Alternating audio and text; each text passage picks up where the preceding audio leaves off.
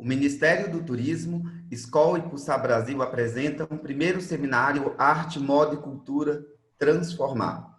Para esse seminário, trazemos a temática Arte, Moda e Cultura Transformar com os ministrantes Ucha Roselli, Tarcísio da Almeida, Carlos Jauregui, Mariana Moll, Silma Dornas, Agnaldo Miller, Rafa Marte, Aldo Clécius, Carolina Bicalho, Thales Silva, Nina Gaziri, Flávia Ivo e Flávia Virgínia.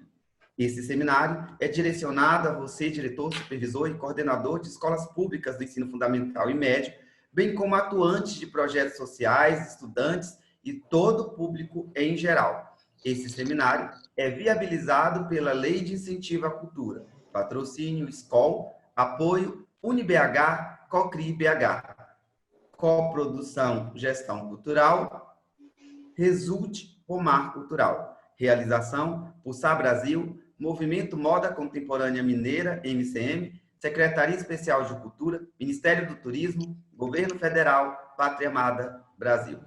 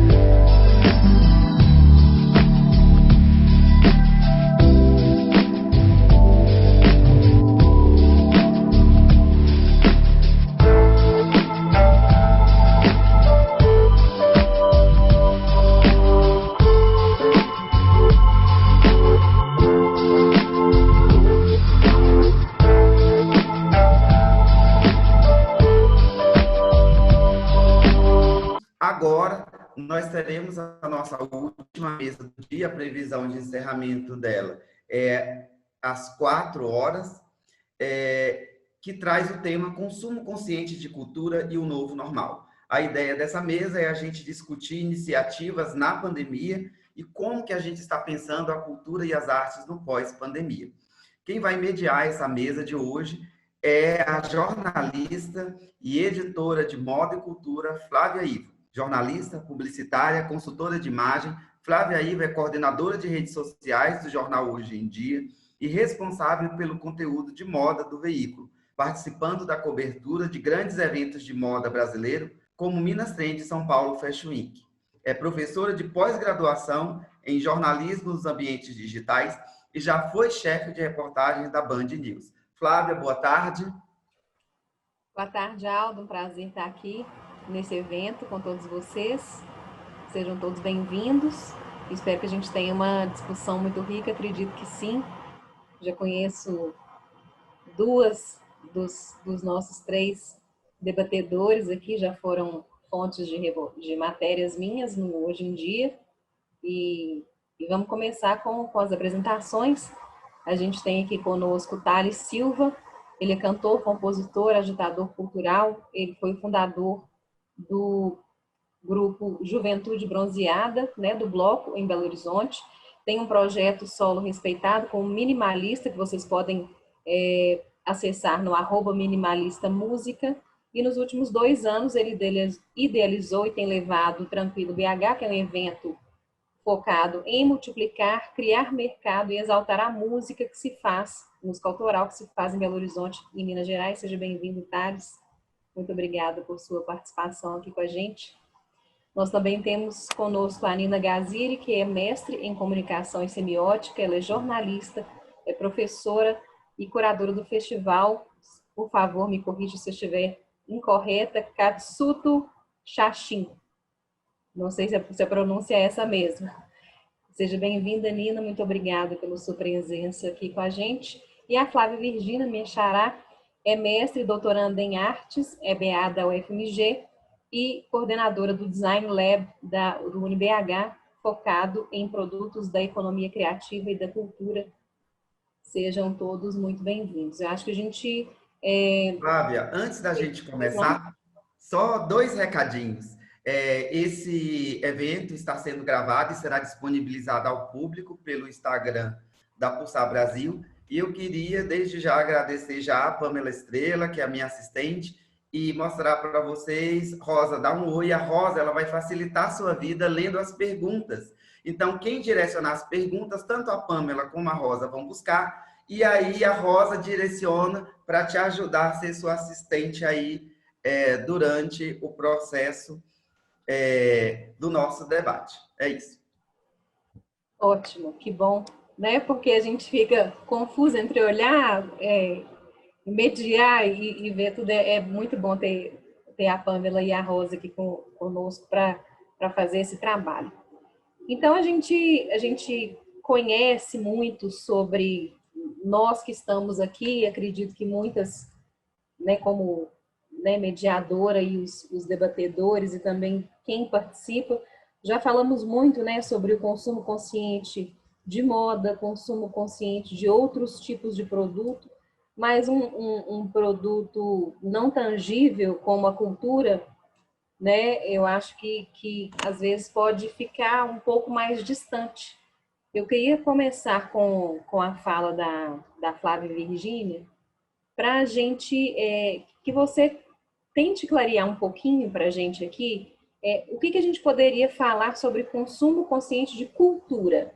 O que seria esse consumo consciente, já que a cultura não é palpável, né? É algo que a gente consome, que muitas vezes é um serviço, é uma peça, é uma manifestação cultural, popular, mas como que seria, então, um consumo consciente de cultura e nesse cenário que a gente já vive, né? Que foi chamado de novo normal, mas é o que que já nos foi apresentado e já é a nossa realidade há alguns meses.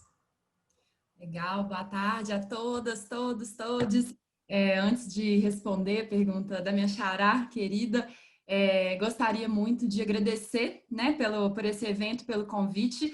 Eu me sinto imensamente honrada de estar com esses pares, não só neste exato momento dessa mesa, mas as mesas da manhã, comentei com o Aldo, fiz o dever de casa, montei uma apresentação, mandei para ele, mas ao longo das conversas eu falei, não tem como a gente ignorar a potência dos debates, sobretudo porque, de fato, estamos no meio de um processo de pandemia, ao mesmo tempo num processo político muito pesado, e em quase todas as mesas foi falado continuamente o tanto que a cultura ela tem um papel fundamental, né, de certa forma, de organizar nosso pensamento, de abrir nossa visão para coisas que ainda não estão tangíveis, né, no sentido de que podemos criar universos e mundos possíveis. E foi falado também muito a respeito da própria pauta da representatividade como sendo um desses elementos que mais tem sido, de certa forma, cerceados por essas políticas atuais e, ao mesmo tempo, é o lugar em que a gente conseguiu, de certa forma, estabelecer novos vínculos, novas possibilidades de Brasil. Então, no horário do almoço, eu estava fazendo um resumo para o meu companheiro do que havia sido esta manhã e nós estávamos conversando sobre como que, por exemplo, um dos períodos mais férteis de comércio das artes brasileiras foi o período da ditadura militar, que, por incrível que pareça, foi o momento que os artistas da Semana de 22 estavam falecendo, morrendo, e os militares resolveram lucrar em torno disso e trouxeram boa parte dessas artes para serem comercializadas, já que elas estavam com um valor muito alto no mercado. E não por acaso a gente tem alguns nomes que ficaram, né, quase que como que eternizados na nossa cultura, como os emblemas da arte brasileira. Dentre eles eu destaco duas mulheres que são a Anita Malfatti e a Tarsila do Amaral. A Tarsila do Amaral, inclusive, nessa mesma época, ganhou o título de a musa da Semana de 22, sendo que nela, nem na Semana de 22 ela estava presente, que ela estava estudando na Europa na época. E por que eu estou trazendo esse exemplo enquanto eu conversava com o Luiz no horário do almoço? Porque quando a gente não dá conta da dimensão da nossa cultura enquanto um produto que deve ser parte integrante, inclusive nos aspectos de comércio, de distribuição, como foi falado na mesa sobre cinema, a gente deixa à mercê os códigos potentes e os códigos possíveis. Então, o que a gente teve da cultura desse período e que resvala no mundo das artes visuais nos dias atuais? A gente tem uma arte que ela é extremamente elitizada, uma arte que ela é extremamente excludente, uma arte que ela só foi possível de trazer à tona novos atores e agentes, né, para poder compartilhar seus saberes, suas visões de mundo, a partir do momento que a gente teve políticas públicas, né, que, de certa forma, legitimaram processos culturais diferentes daqueles que eram a norma.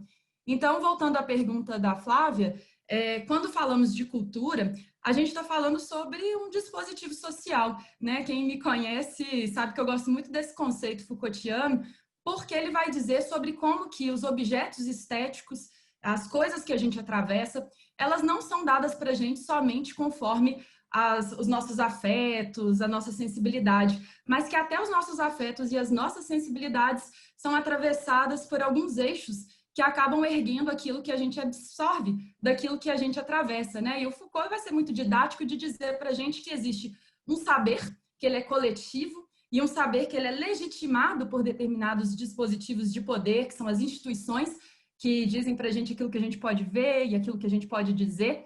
Ao mesmo tempo, existe também um eixo de poder, que é um eixo que a gente não vê, mas é ele que cuida, né, de fazer como se fosse uma polícia, né, ficar na porta da balada das artes, dizendo quem pode fazer parte, quem não pode, o que é a alta arte, o que é a baixa arte, né, quando o Bolívia trouxe o fato do Spotify, por exemplo, excluir boa parte dos artistas e artistas, né, mulheres e homens brasileiros, dentro né, do top 10, né, e até do top 93, que é a primeira que chega no ranking 93, que é a Anitta. A gente está falando sobre um afastamento do acesso, né? Um afastamento do acesso que se dá, inclusive, atualizando o nosso saber em torno da nossa autoestima enquanto artistas, enquanto consumidores de cultura, consumidores de arte. E o terceiro eixo, que eu acho que é o mais, talvez, problemático dessa história toda, é que no final da história, que a cultura enquanto um dispositivo social, ela produz processos de subjetivação. Ou seja, ela produz os sujeitos que somos, né? Então, quando a gente fala de cultura, quando a gente fala de consumo e a gente fala de consumo consciente, a gente está falando de atualizar esses mecanismos, de tentar enxergar esses mecanismos, não de modo a excluir processos, né? Mas ao contrário, da gente realmente tomar uma consciência da forma como a cultura ela tem sido mediada, intermediada, e se ela atua nos processos de subjetivação, em algum momento, esses mesmos processos de exclusão, de elitização, etc., eles vão acabar chegando nos sujeitos que somos. E, de repente, nós estaremos exprimindo sentimentos, nós estaremos consumindo as coisas praticamente de maneira sujeita àquilo que nos foi apresentado enquanto algo que deveria ser consumido por nós. Então, não por acaso, no cinema, né, a Usha que está ali, estou olhando para ela, morrendo de saudade, a gente consome o mesmo tipo de cinema há muito tempo, a gente consome o mesmo tipo de roupa, né, para falar de moda, já que temos vários pares da moda aqui há muito tempo, a gente tem o nosso pensamento totalmente colonizado, né, um pensamento que faz um valor totalmente eurocêntrico e que, de certa forma, também exclui as nossas tradições, a nossa própria cultura. Ou seja, no final da história, vou tentar finalizar, não sei se a gente vai fazer a dinâmica dos 15 minutos, mas acho que fica legal responder.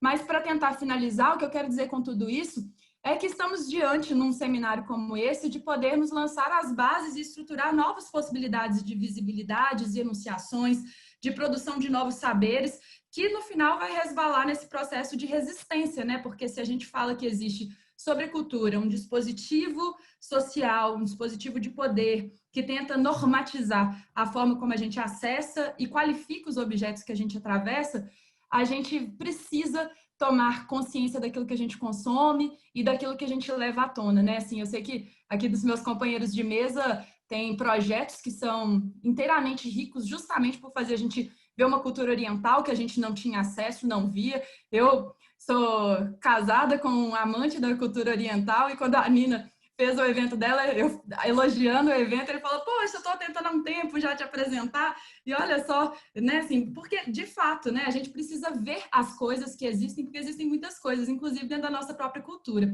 Então, eu acho que pensar um pouco sobre essa perspectiva de o que significa cultura nesses meandros do consumo, significa tomar consciência de um modo de ação que ele é resistente na medida que já existe aquilo que está dado, aquilo que é hegemônico, aquilo que nos colonizou, mas, ao mesmo tempo, as possibilidades são inúmeras e muito potentes, na medida em que a gente fala sobre isso. Aldinho, eu acho que eu nem vou entrar nessa apresentação, não. Acho que eu vou no freestyle mesmo, viu? Obrigada por compartilhar.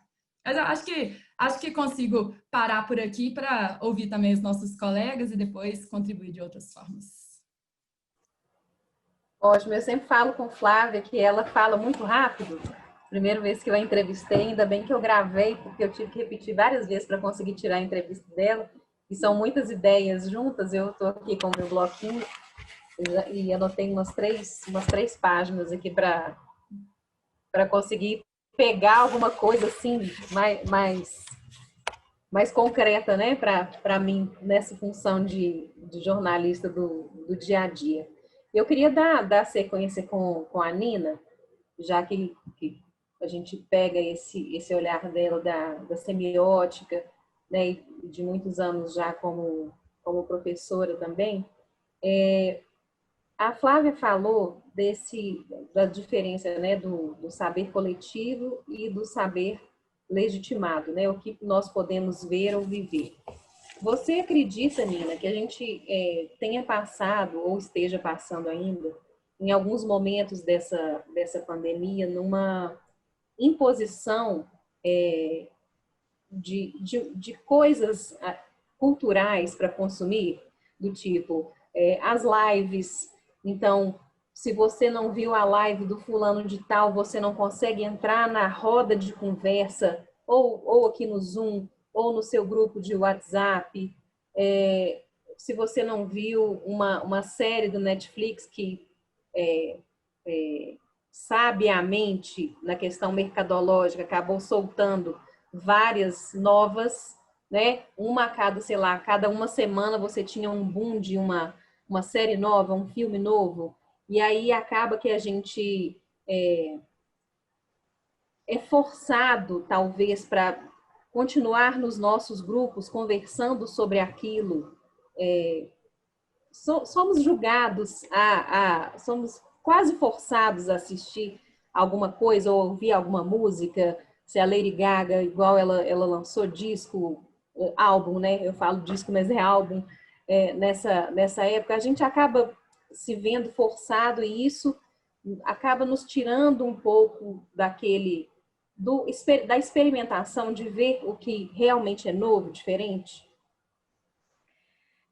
Obrigada pela pergunta, Flávia. E aí vou para a réplica com a Flávia Virgínia, mas antes eu também vou agradecer o convite feito pelo Aldo e pelo projeto, né?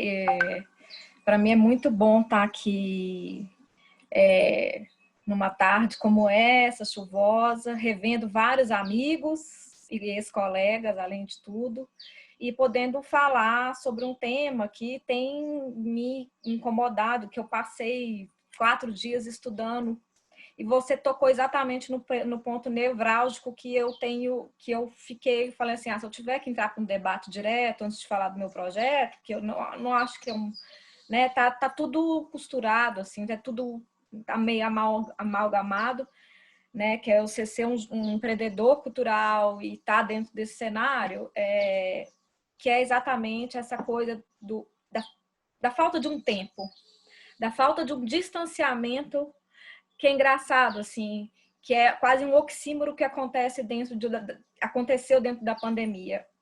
Principalmente com essa questão da gente ter que dar, de repente, mais hiperconectado do que a gente já estava. E aí, para mim, o meu grande questionamento é que a gente vem, pelo menos uns 10 anos, com todo um questionamento de novas linguagens, novas terminologias em relação à cultura, em relação à economia, em relação à circulação mesmo da informação, que passam por termos como pós-digital, pós-verdade,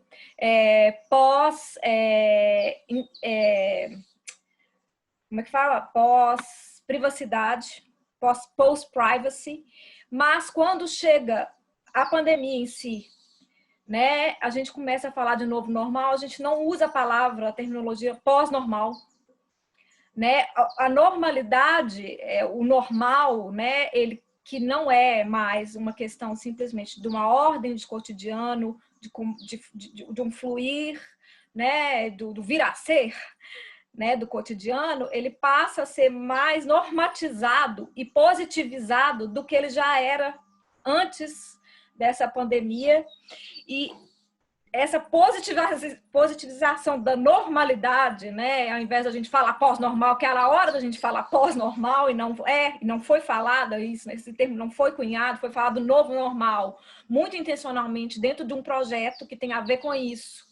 Tem a ver com um excesso que passa por um excesso de informação, um excesso de dados que resvala na cultura, né, onde a gente não tem tempo. As lives, a gente vive uma competição de lives, uma competição de festivais dentro desse vazio, né, dentro desse momento onde a gente teria, teoricamente, parar, né, se a gente tivesse condições normais, parar, mas a gente está super estruturado dentro de uma entranha capitalista, onde não há tempo para parar, a gente acaba sendo coagido à cultura, e não o contrário. Eu sei, coagido a ter que consumir essa cultura por uma série de questões, e aí eu não posso fazer um julgamento ético em relação a isso, porque eu tenho que né? Eu tenho que colaborar com vaquinhas para poder manter uma estrutura, porque a gente vive um momento de ausência aí, além de tudo, de um Estado, desculpa, mas assim, que a gente, né? Principalmente são os lugares onde a pulsão de morte vem junto, né? Cultura, arte, né? E a Flávia Virgínia falou justamente desse momento aí que foi pungente, né? Assim, aonde? No momento de crise, assim. Então, assim, até quando nós vamos viver, né? Principalmente dentro do mundo ocidental, capitalista, que imperializa o oriental, o que quer que seja, né? Eu não gosto muito de falar desse termo.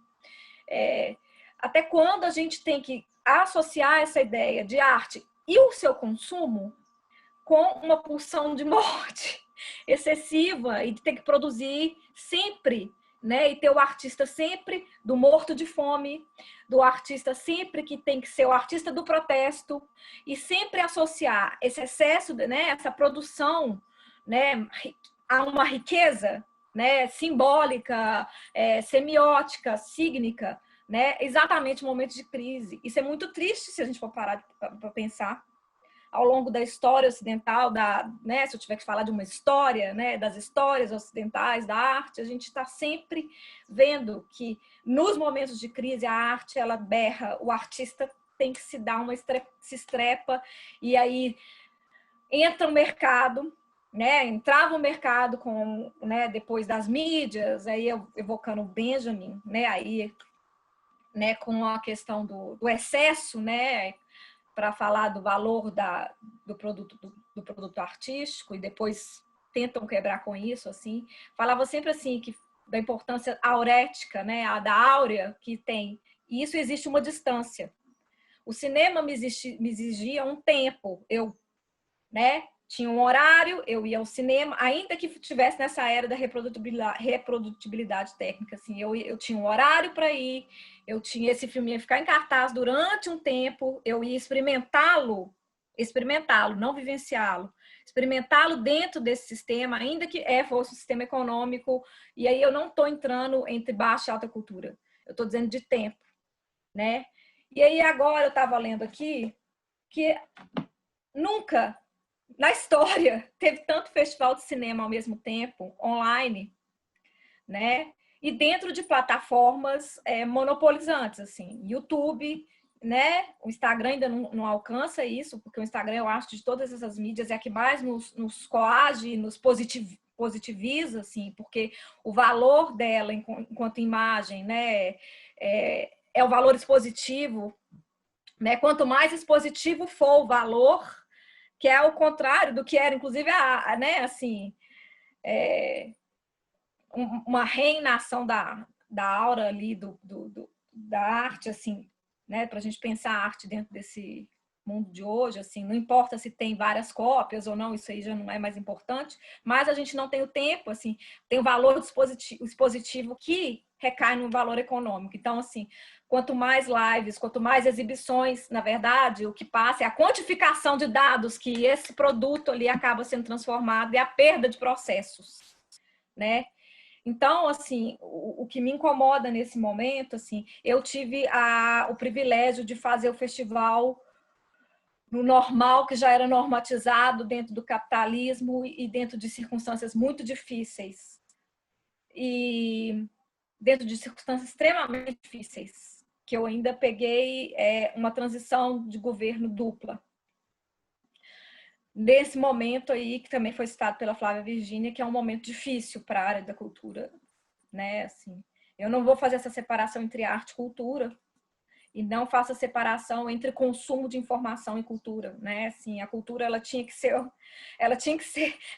na superestrutura. Óbvio que vários autores já fizeram uma releitura e pensaram isso. Mas agora, nesse momento em si, a gente está refém de monopólio de dados que não são controlados por mim, que são controlados por algoritmos fantasmagóricos e por uma grana que eu não sei de onde vem, né? Então, quem aparece, assim, quem tem o poder de aparecer e ser estatizado, assim, eu estou falando de estatística, porque o Deus agora não é mais dinheiro, o Deus é estatística, porque essa estatística vai capitalizar ali, né, o produto final, o consumo, né? E a gente não consegue ficar fora dele, a gente nunca conseguiu, a gente nunca teve tão refém, assim. A gente tem é uma coisa que eu sempre repeti em sala de aula, né? A gente tem 4 grandes suportes midiáticos que concentram os outros suportes, né, no mundo. Um que é o Google, que é uma grande ferramenta de publicidade. Agora a gente tem o Facebook, que é dono do Instagram, dono do WhatsApp, dono do que mais, eu não sei, eu não consigo nem mais lembrar, se alguém quiser complementar. A gente tem 3 empresas, né, sei lá, o Spotify, né, a gente tem 4 empresas hegemônicas que são de um único lugar, né? E toda cultura, toda semiose, tudo tendo que passar, né? Assim, não tem vida privada, nem isso aí também é uma discussão, assim, privado e público, capital econômico, aquela coisa até do Bourdieu, né? Assim, isso tudo está sendo assim, não há uma resposta para a cultura nesse momento. Não há uma resposta para onde a gente vai. O que a gente tem aqui são muletas aparando, por enquanto, né, um sistema para manter economicamente a cultura, que ao mesmo tempo nos coage, né, e nos põe num dilema ético. E aí eu não vou nem falar daquela série Dilema das Redes, porque eu não quero voltar para uma a gente não dá mais para voltar num tempo de apocalípticos integrados, se as mídias fazem bem ou fazem mal. A gente já extrapolou essa questão. O que está acontecendo agora é que a gente está com um excesso de positividade, de uma normalização de tudo, que vai desde a informação até daquilo que a gente chama de cultura. Então, só para finalizar, eu estava vendo aqui uma matéria, né, falando do audiovisual, da música, né, e dessa questão toda, assim. O Brasil é o recordista mundial de lives no YouTube. E aí, é muito engraçado que a matéria, quando ela coloca os dados, né, tá lá, a primeira colocada, Marília Mendonça, 8 de abril. E qual que é a referência em relação a isso, assim? Antes eu ia num show, né? Existia um sistema todo que era de pós-produção, pré-produção, né? E aí agora não. Essa live ela vai ainda no excesso da intimidade, a gente não tem esse distanciamento, inclusive, que é necessário a arte, né? A cultura, que é dar o tempo.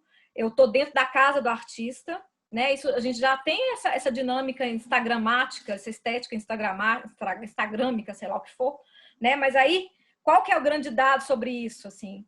Como é que eu faço uma crítica sobre a live da Marília Mendonça ou né? Não. O que me dá o resultado é 3,31 milhões de acessos. Aí eu vou para o segundo lugar, que é Jorge Mateus. Os sertanejos foram, né, os grandes movimentos, né, que moveram isso, né? Eu já vou terminar minha fala. 3,24 milhões. Gente, isso assim, é pornográfico. Né? Assim, eu não estou usando a palavra pornográfica no sentido moralista. Eu estou usando no sentido de que não há um espaço entre o ver e o fruir.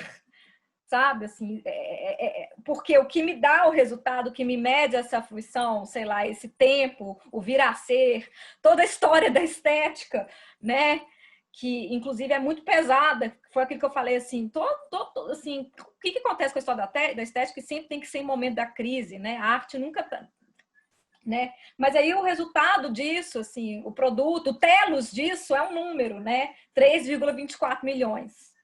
Né? Andrea Bocelli, que é o único italiano da lista, 2,86 milhões. O quarto lugar, Gustavo Lima, 2,77 milhões. Sandy Júnior, 2,55 milhões. Leonardo, 2,52 milhões. BTS, 2,31 milhões. Marília Mendonça, de novo, 2,121 milhões. E por aí vai, né? Então, gente, quando você não consegue fazer essa live, você não consegue ser esse artista, você está em competição com lives. Eu sei que ontem teve umas 45 lives, não só de discussões sobre cultura, né? Que é isso também, assim. Nós, professores, que temos a mais-valia exatamente no nosso saber, como é que a gente vai ganhar dinheiro com isso, assim, né?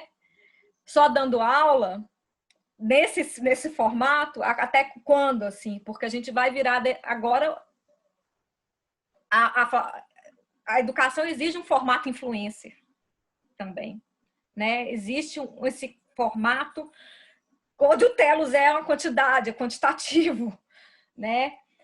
Até quando também, por exemplo, eu acho que o lugar onde vai se resvalar e vai ser a crise maior, porque a gente ainda consegue essas soluções mambemes, né? Assim,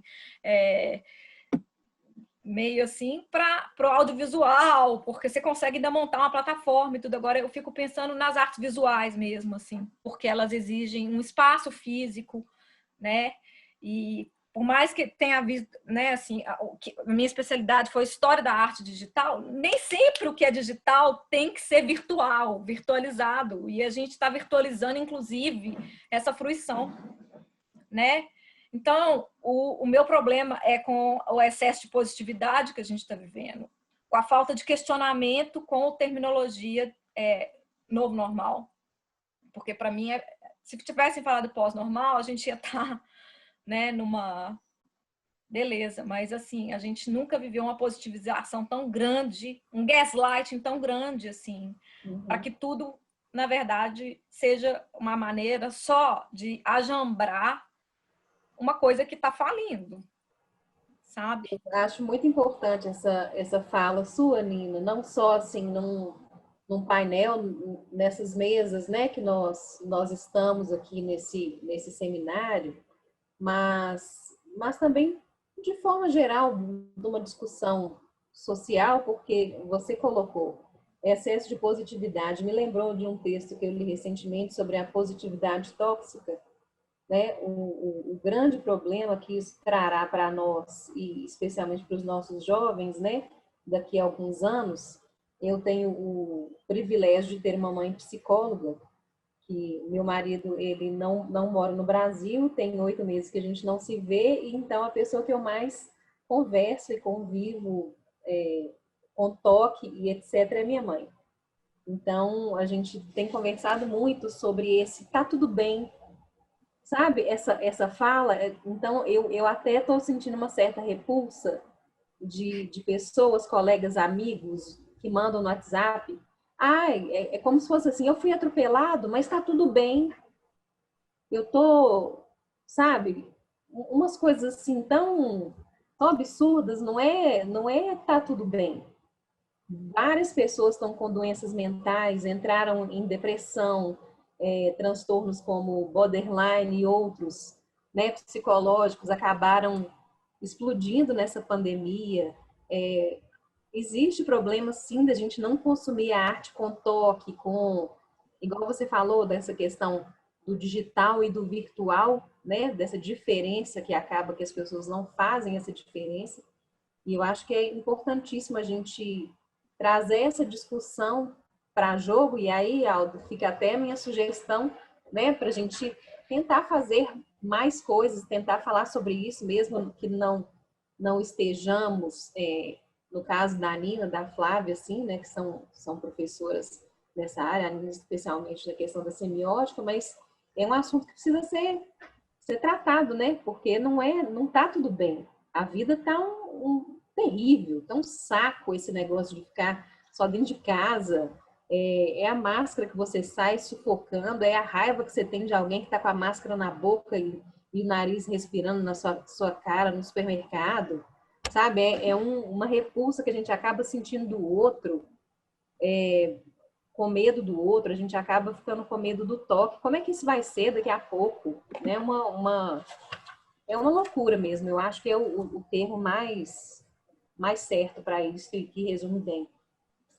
E aí, Thales, eu queria continuar esse papo com você. Até o Aldo sugeriu aqui um questionamento para a gente fazer, né? Como pensar a cultura e o algoritmo, como pensar esses dois juntos, e aí já a Flávia e Nina já comecem a pensar aí, vai ser a nossa próxima discussão, mas para a gente pegar um gancho aqui, Thales, a Nina falou muito bem do boom dos festivais, né? Nunca se teve tanto festival de cinema, própria cultura mesmo, por menos que a gente às vezes goste do formato da live, que é esse pensamento mesmo do algoritmo. Se a Marília Mendonça tem quase 4 milhões e foi via YouTube que é do Google, então o que isso trouxe de anúncio, né, de mídia, de grana, não só para a própria Marília Mendonça, mas para os outros, e essa questão também da ultrapassagem da privacidade do próprio artista, né, que acaba ficando refém desse tipo de formato. Se a Marília Mendonça está descalça, sentada na cadeira, fazendo a live, então eu também tenho que fazer a minha desse jeito. Não pode ser igual uma maravilhosa que foi da Gal Costa, por exemplo. Eu achei incrível aquela live dela. Mas ela fala também, a Nina, sobre que a gente fica refém dos monopólios de dados e que a gente não tem uma resposta para onde a cultura irá. Eu entendo que você, como fundador do Juventude Bronzeada, foi nos primeiros blocos, né? Pelo que eu me lembro, assim, das coberturas, eu estava na Band News na época, 2010, você pode me corrigir, eu acho que foi a criação do bloco, deve ter sido 2010, mas a gente teve um crescimento grande dos blocos logo depois das manifestações de 2013, né? Que aí lembra muito a fala da Flávia, como a gente tem booms de criatividade, de cultura, de arte, depois de grandes tragédias, e até a Nina falou isso também, né? A sociedade acaba, não sei se é consumindo mais, isso aí está muito longe do meu saber, mas eu percebo que a gente tem grandes ganhos culturais quando a gente tem grandes problemas sociais também. Você como fundador de um bloco de carnaval que ficou muito famoso, é um dos mais falados, né, no carnaval. Seu áudio fechou, Flávio. Desculpa, que eu toquei no mouse errado aqui, desculpa. Você, como um fundador de um bloco de carnaval tão grande quanto o Juventude Bronzeada, você acha que existe uma resposta para onde a cultura vai agora? Você, por exemplo, vocês, né, do Juventude, depois dessas manifestações de 2013, onde veio realmente o boom do Carnaval de BH, né, 2014, 15, aí a gente passou dos milhões naquela época lá, de pessoas nas ruas, você acredita que há alguma resposta possível agora para essa cultura que é feita pelo cidadão da cidade, como vocês fizeram naquela época e continuam fazendo? Seu áudio está com mute. Bom, queria agradecer antes de tudo o convite do Aldo, o pessoal do seminário aí. Estou até vindo aqui mais para aprender do que falar, curti muito as falas de todo mundo aí.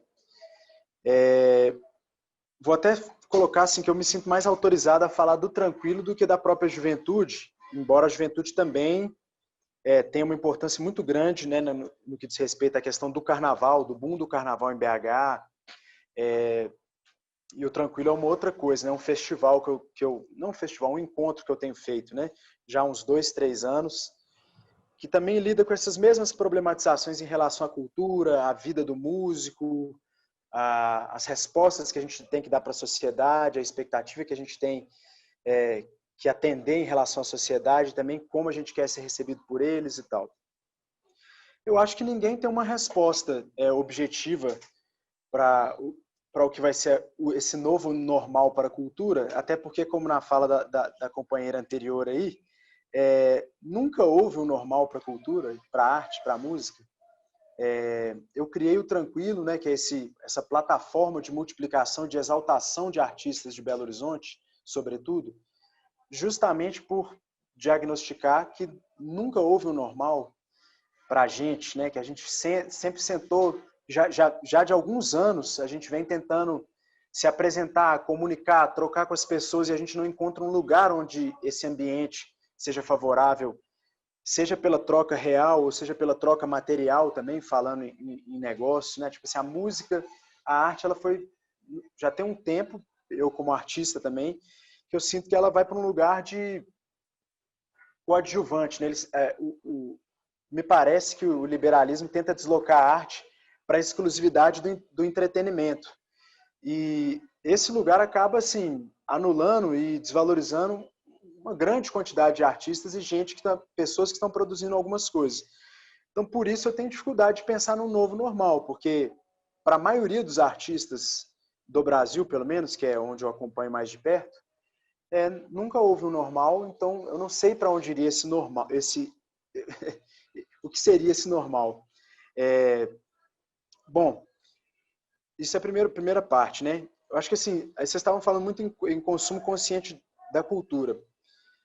Pensando na música, eu fico tentando fazer uma analogia com consumo consciente na alimentação, nas roupas, né, na moda. Como que seria o consumo consciente da música? E eu acho que é aí que entra mais ou menos o que eu venho fazendo com o Tranquilo, ou refletindo com o Tranquilo, que é assim, o consumo consciente ele não passa necessariamente por uma questão estilística, de onde vem, se é muito intelectual, se não é, mas eu acho que alguns pontos que a gente deveria pensar, talvez não para esse novo normal, mas para essa outra coisa que a gente deseja e já de muito tempo, que a gente consiga construir espaços para a arte que é de fato livre. Não vou nem falar em autoral, porque tudo é autoral, né? Mesmo as cópias são autorais hoje em dia, mas de uma arte que seja livre, de uma arte que seja anticolonial, de uma arte que seja anti-industrial. Então, assim, hoje a gente falando aí, né, desses algoritmos, de números e tal. Eu me sinto autorizado a errar, mas dizer que são artistas, os citados aí basicamente, são artistas de esteira de produção. Nada tem a ver com a maioria da realidade dos artistas brasileiros. Então, para eles é muito fácil e lógico lidar com essa questão da troca da cultura com as pessoas, da troca, mesmo que subjetiva, de um modo mais comercial. O que eu tento aqui com o Tranquilo é justamente tentar colocar uma outra faceta da arte, que aí eu entendo que a gente, não num ponto de vista qualitativo, mas é uma arte que não é industrial, é uma arte que é anticolonial, uma arte que é livre, que é uma arte sem jabá, criar um espaço para esses artistas. Então, sendo bem sincero, antes da pandemia, o que eu fazia era isso, tentar criar espaço para artistas que não têm jabá, que são livres de fato, que estão se super expondo seus sentimentos em busca de gerar trocas, em busca de gerar reflexão, de gerar conversa, de gerar incômodo, de alargar o horizonte em relação à diversidade, em relação às questões identitárias. E é sobre isso. Eu vinha fazendo isso antes da pandemia, eu tentei fazer isso durante a pandemia e é o que nós vamos tentar no pós-pandemia. Eu acredito que o golpe dessa pandemia em nós foi muito mais forte que para qualquer um, né? Porque o artista que tocava numa pequena casinha e levava um dinheiro daquilo ali, uma troca, uma multiplicação do trabalho dele, esse foi o primeiro a ser eliminado do jogo e será o último a retornar, porque ele não tem uma live patrocinada pela Skol, pela Ambev, pela Vale, ele dificilmente consegue acessar essas coisas. Então, assim, sendo bem sincero, eu estou tentando me colocar centrado em relação a isso, que eu tenho que fazer as mesmas, que a minha luta continua sendo a mesma. E que talvez eu não sinto que eu tenha necessariamente mais ferramentas hoje do que eu tinha antes, nem menos também, assim. Tenho poucas respostas, muita disposição, e acho que a gente tem que discutir mais, eu acho que a gente tem que expor um pouquinho mais, a gente tem que levar para um lado até, digamos assim, menos pessoal, porque quando eu penso na música, é um conjunto de sentimentos misturados, assim. Então, assim, a gente vem falar o que é popular, o que é pop, o que não é, assim. Então, eu gostaria, assim, de que as pessoas pensassem mais na música, quando a gente fala de consumo consciente de música, de artistas industrializados e artistas não industrializados. Artistas com jabá e artistas sem jabá.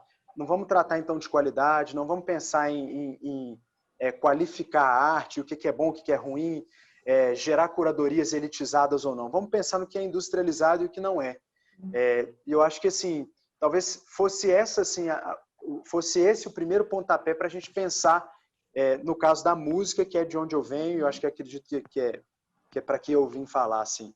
Otávio, e só para quando você está falando do consumo consciente da música, Sim. né? E aí em relação ao gosto, realmente é algo que não se discute, porque pelo menos a minha relação com a música é muito sensorial, talvez assim, eu escuto a música e é o que ela me faz sentir, independente de quem fez e tal, mas eu achei interessante que a Rosa colocou aqui uma pergunta para você. Você acredita que não consumir o trabalho de artistas que tenham condutas erradas, como criadores, racistas, que são contra LGBT, isso se encaixa no consumo consciente de música também? Não consumir estas pessoas? Acredito que sim. Eu acho que eu tenho dúvidas em relação à cultura do cancelamento e tal, mas eu acho que quando chega num certo lugar em que é confirmado o comportamento absolutamente tóxico e negativo das escolhas, das curadorias de um lugar, eu acredito que a gente deva cancelar isso sim, eliminar e evitar consumir isso. Como a gente evita, por isso que eu falei da analogia, acho que a gente deveria tentar pensar, essa analogia ela parece estúpida, né, de tratar a música como um alimento, mas eu acho que ajuda a gente a tentar entender para onde a gente vai. A gente não diz que um nuggets é um lixo alimentício, que aquilo só nos faz mal. Então, por que vamos consumir uma música super industrializada? Ao mesmo tempo, a gente consome um alimento que está doente, apodrecido? Não. Por que nós vamos consumir, então, uma cultura, um festival, uma curadoria que é racista, que é anti-LGBT? Né? Eu acho que a gente deve pensar dessa mesma forma.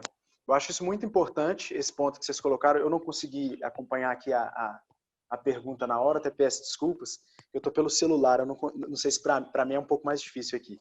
Mas eu acho que é isso, assim.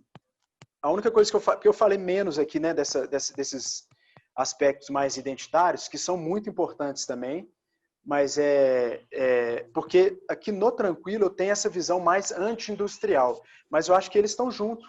São doenças que a gente tem que eliminar, né? Se a gente percebe que a gente está em ambientes que são tóxicos, são doentes, né? Estão nos trazendo problemas mesmo, né? Um alimento podre, uma cultura podre, a gente não tem que consumir isso. E eu acho que a gente deve criar essa consciência, assim. Isso acaba sendo uma discussão muito complexa, assim. Eu até falei coloquei no início da minha fala. Eu não tenho medo exatamente de errar, acredito que eu posso errar muito sobre isso. Eu não venho, já faz um tempo que eu estou distante da academia oficialmente, como parecem que os meus companheiros aí de seminário. Mas, assim, a gente tem que voltar a ter um espírito crítico em relação à cultura com menos medo. Que a gente fale, que a gente erre, que a gente seja punido por isso, mas a gente tem que voltar a olhar para a cultura com crítica, não uma crítica elitista de categorizar o que é bom, o que é ruim para as pessoas, mas a gente tem a gente tem que voltar a olhar para a cultura com crítica. Então, tipo assim, o que eu sinto é que essas pessoas estão se confundindo um pouco também. A gente pega artistas que, do ponto de vista da identidade, eles representam algo muito importante, mas são absolutamente industrializados, trazem várias outras coisas tóxicas, mas pela questão da identidade, de repente eles ganham uma aprovação total de um grupo de pessoas que deveriam estar críticas em relação àquilo. Então, assim, a gente tem mulheres absolutamente fantásticas na música para a gente tratar como representantes da música importante que se faz no Brasil, da música crítica, da música distante da indústria.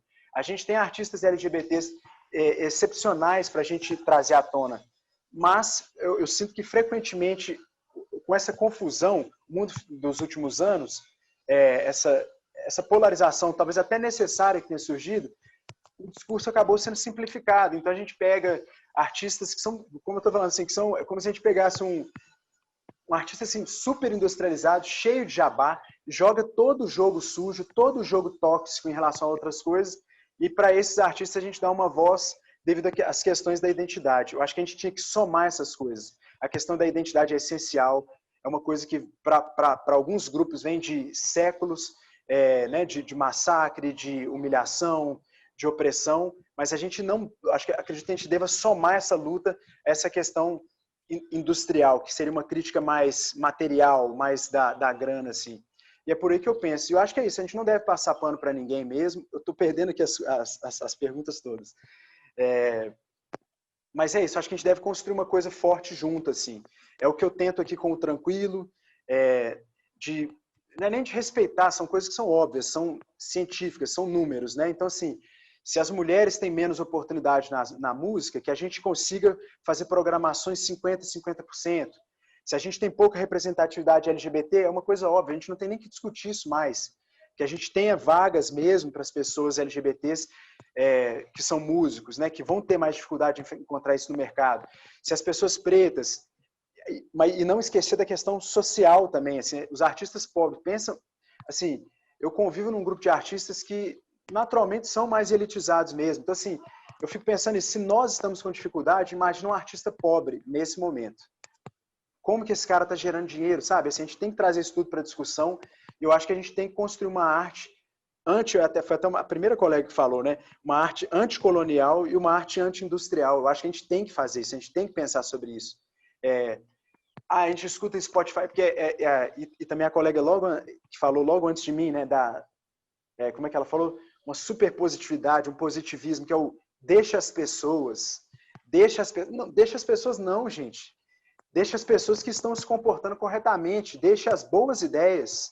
questionemos as más ideias, os maus comportamentos. Então, não vamos deixar as pessoas, não vamos seguir leves, felizes, mas vamos questionar o que a gente entende que não está funcionando. Então, assim, não vamos sair consumindo tudo que está acontecendo por aí, porque deixa a pessoa, cada um escuta o que quer, mas cabe a gente deixar uma observação, cabe a gente convidar essa pessoa para consumir uma outra coisa. E acabou que eu não falei do Tranquilo, é sobre isso que é o Tranquilo BH, que é um encontro que eu faço dentro da minha casa, em BH, já há alguns anos, e é um lugar que eu não consigo, eu jamais vou carregar a bandeira da diversidade total, porque eu seria incapaz de fazer isso com curadoria própria, e eu seria incapaz de fazer isso mesmo convidando curadores. Mas uma coisa eu digo, são artistas livres, sem jabá, anticoloniais, estão produzindo pelo sentimento deles, porque querem gerar discussões, porque querem trazer à tona assuntos que eles consideram importantes. Eu considero questões da diversidade aqui dentro na programação, tento trazer o máximo de diversidade nesse sentido que está ao meu alcance, e eu acho que, bom, eu gostaria de falar mais do Tranquilo, mas eu não sei, acabou que a dinâmica ficou diferente, e é isso, assim, é o que eu acredito que seja o consumo consciente de música, um consumo que seja crítico, que a gente se devia, me parece até uma coisa mais da análise, da psicoterapia ali, porque você reconhecer, entender e aceitar quando você está apenas se divertindo e quando você está consumindo uma coisa de modo crítico. Uhum. Talvez seja pesado consumir tudo de modo crítico o tempo inteiro, mas que a gente tenha consciência que é quando a gente está fazendo isso e quando a gente não está. Porque é natural. E hoje eu sinto que as pessoas, nós, né, como um todo também, que a gente acaba sendo influenciado por a gente, né, vem de uma nova geração de que parece que a gente não quer mais questionar as coisas, a gente só quer consumir, e o mundo vem colocando essa ideia de que a gente tem que consumir as coisas de modo acrítico, então é isso. Então vem o Spotify, faz uma lista pra gente só diverte, a gente só quer, e a gente não quer mais parar para sentar, escutar o que um artista quer fazer, ouvir um novo sotaque. De repente uma música propõe um grau de dificuldade pela estranheza, a gente não quer mais isso. O cinema a mesma coisa. Então, assim, eu acho que o consumo consciente é isso, a gente sentar como a gente faz na mesa, e um nutricionista te propõe que você experimentar, né? Reflita e experimente, que você desenvolva o seu paladar, é a mesma coisa em relação à música, que a gente não deixe de fazer isso em relação à música, a gente não deixe de fazer isso em relação ao cinema, e para fazer isso a gente vai ter que sentar, a gente vai ter que esperar, voltar a consumir com o tato, com o contato, com o tempo de espera, a gente vai ter que voltar a se sentir incomodado, entender que o incômodo é natural.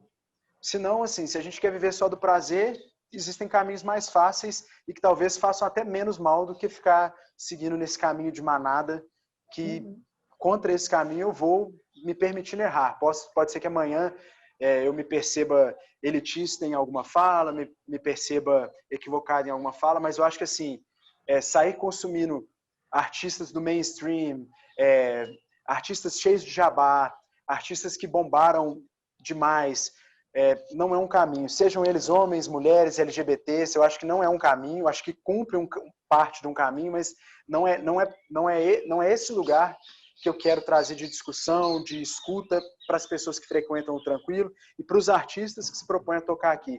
É da gente, inclusive, até chegar num ponto que a gente reconheça que a gente faz uma arte mineira, nossa. E a arte mineira ela é múltipla, né? Ela tem o samba, tem o artista do rap, tem o artista das boates, tem o artista de todos os estilos, de todos os gêneros, de toda a diversidade possível. A mineiridade e o Belo Horizontino ele é diverso, mas que a gente encontre isso de modo livre. Para a gente ser livre, a gente tem que encontrar uma alternativa ou ter uma confiança de que é possível viver do que a gente faz sem ceder ou sem procurar uma lógica de indústria. Escritório da música, escritório da não sei o que, para mim isso não faz o menor sentido quando a gente está tratando de arte. Do entretenimento talvez, né? Porque o entretenimento ele usa uma lógica de ciência, de algoritmos e tal. Para a gente não deveria funcionar assim. Não acho que a gente deveria olhar para algoritmos, não no momento de criar, e que talvez alguns profissionais nos ajudem, nos auxiliem a nos posicionar nessas loucas prateleiras da cultura, mas no momento de produzir, eu acho que a gente não deveria estar fazendo isso. Uhum. Obrigada, Thales. Você que falou na palavra que eu vou voltar aqui na Flávia, do algoritmo, né? O Thales falou muito sobre sobre o consumo, né, da cultura, da música, em especial do mainstream. E como que a gente faz nesse mundo que a Nina desenhou bem, que a gente vê o dilema das redes e já sabe que aquilo nos faz mal, mas como sair daquilo, né? Já que precisamos para trabalhar, para dar aula, igual ela falou, professores, influencers. E como que a gente faz para pensar a cultura e o algoritmo juntos? Porque o algoritmo a gente não dá para ignorar ele de forma total, porque senão a gente não chega nem em quem a gente quer chegar nesse momento. Nossa, eu tô aqui fritando a cabeça, principalmente depois da fala da Nina, pensando inclusive numa experiência pessoal, né? O algoritmo, ele é um registro por dados e que evidencia parte desse processo da nossa cultura, né? Assim, dessa condução que a gente faz, fazendo recortes muito específicos da totalidade, homogeneizando espectros sociais, né? Então, assim, numa historiografia mais dura, houveram momentos de recortes geográficos, depois recortes raciais, de gênero e etc. Então, o algoritmo, eu acho que ele potencializa isso na medida em que ele vai gerando essa combinação desses dados, e que é uma combinação que eu fiquei muito impactada pelo que a Nina falou, principalmente chegando no âmbito da educação, porque estou vivendo uma experiência agora e fiquei pensando um pouco sobre ela, assim, sobre como que há uma estetização desses processos. Então, assim, na paralela, tá super em voga nesses últimos dias no Instagram as pessoas negras fazerem testes de colocar só pessoas brancas na sua timeline, e elas perceberam que elas engajam muito mais. E tem uma revista que chama Shame alguma coisa, não sei o nome total dela, que está fazendo o mesmo teste, colocando Photoshop, filtros, para mostrar como que há uma espécie de naturalização do nosso consumo, mas que ele está sendo o tempo todo mediado por aquilo que é oferecido para a gente. E eu, como professora, vivendo nesse momento de uma super crise na educação, em vários sentidos, né? Fui fazer um doutorado na filosofia e você se pega pensando assim, né? Por que isso vai dar, né? Em termos práticos, não há nenhum caminho, resultado, né? Que resulte num retorno imediato para você, muito pelo contrário, né? Que é o fim dos concursos públicos, na educação particular nem sempre nos valorizam por conta da nossa formação. Por outro lado, é um trabalho que nós que estamos aqui, acho que todos os meus colegas professores que estão aqui nesse momento são pessoas que trabalham suas pesquisas pensando nessa desconstrução dessas chaves hegemônicas, né? Então, no meu caso, eu tenho feito um recorte de pensar como que na nossa cultura existe uma ideia de ontologia, né? Uma ideia do ser, mas que ele foi totalmente articulado com essa estetização da experiência da vida, e principalmente no caso das mulheres, essa estetização veio muito pelo nosso corpo sendo tomado como um corpo da fertilidade, um corpo como uma máquina de produção de vida, sempre nessa lógica que o capitalismo só reverbera com mais amplitude, mas que desde nosso princípio de linguagem a gente é um ser de produção, um ser de controle, etc. E aí, vem a pandemia, nesse meio dessa crise, tanto de um exercício acadêmico quanto de um exercício na minha profissão, e eu comecei a consumir muita notícia, assim. Então, assim, o tempo que eu não estava no trânsito, que eu estava tendo certo tempo livre, eu ficava o dia inteiro lendo coisas de Bolsonaro, lendo sobre a pandemia, e de repente eu fui entrando num parafuso. E eu falei assim, gente, eu vou fazer alguma coisa, e trabalhando muito na minha terapia, assim, algumas questões também de uso dessas plataformas e tudo mais. E aí eu falei assim, não, eu vou começar um projeto. E o projeto é um projeto pequenininho, chama Cápsulas de Honestidade. Ele tem um nome que ninguém lembra. A minha fala, ela é uma fala muito truncada, como vocês podem ver, então ela não é nem um pouco convidativa, mas ela me faz testar várias coisas. No próprio Instagram, eu escolhi o lugar mais, assim, flopado do Instagram, que é o IGTV. O próprio Instagram não circula a coisa, então um monte de gente que é meu amigo fala assim, não, eu não vejo nada disso, aí eu tenho que mandar para as pessoas e tal. Então, assim, mas o que eu estou querendo dizer? Que quando eu comecei, o algoritmo automaticamente me convidou para manter o exercício dessa ação. Meu primeiro vídeo teve 2.000 visualizações, não sei quantos comentários, não sei o quê. Depois foi exponencialmente caindo pela metade. E eu senti aquele baque, porque o meu hormônio do prazer, né, da alegria, ele foi disparado e eu fiquei viciada naquilo. E aí eu comecei a entrar numa lógica de produção, achando que eu tinha um compromisso com aquilo ali. Eu postava todos os dias, eu tinha 2 vídeos por semana. Uma loucura, uma loucura. E eu trabalho 60 horas por semana, porque eu tenho trabalho de professor, trabalho do Design Lab, peguei um outro cargo lá que me torra a cabeça e tal. Enfim, eu sei que aí agora, nessas semanas, eu andei recebendo também algumas mensagens de pessoas falando assim comigo. Por que você não faz uma edição mais rápida? Não sei o quê. Aí eu falei assim, gente, olha só para você ver como é que são as coisas. A gente não pode fazer um exercício pessoal na nossa rede pessoal, por quê? Todo mundo se sente no direito de ir ali construir essa espécie de receituário de como que a linguagem deve chegar até a outra pessoa. Então, a gente vive um momento em que as plataformas de vídeo, por exemplo, de streaming, elas têm um acelerador do conteúdo. É o que a Nina estava falando dessa temporalidade, o tempo da fruição. Então, eu brinquei com ela que falei que estou até com a cabeça quente por causa disso. Por quê? Agora voltando, tentando amarrar tudo isso.